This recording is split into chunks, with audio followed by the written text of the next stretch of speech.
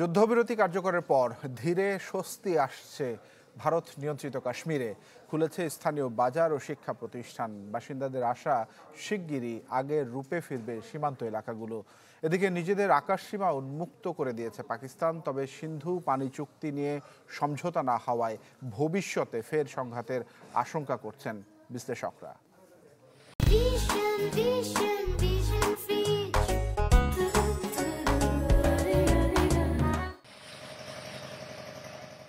টানা ৮৭ ঘন্টার সামরিক সংঘাত শেষে স্বাভাবিক হতে শুরু করেছে ভারত পাকিস্তান সীমান্ত।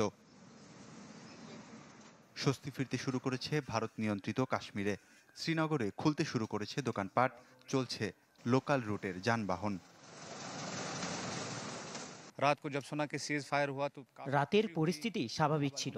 আগের কয়েকদিন মিসাইল ড্রোন হামলার আভাস পেলেও গেল রাত ছিল শান্ত। বাজারগুলো আবার খোলা উচিত। মানুষ প্রচুর ক্ষতির সম্মুখীন হয়েছে। সরকারের উচিত সেই ক্ষতিপূরণ দেয়া।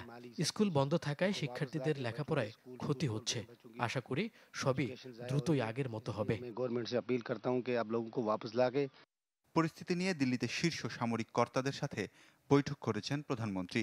বৈঠকে ভবিষ্যৎ কর্মপন্থা নিয়ে বিশদ আলোচনা করেন নরেন্দ্র মোদী। দেশের আকাশসীমা উন্মুক্ত করে দিয়েছে পাকিস্তানও। উড়োজাহাজের স্বাভাবিক চলাচলের জন্য খুলে দেয়া হয়েছে দেশের সব বিমানবন্দর।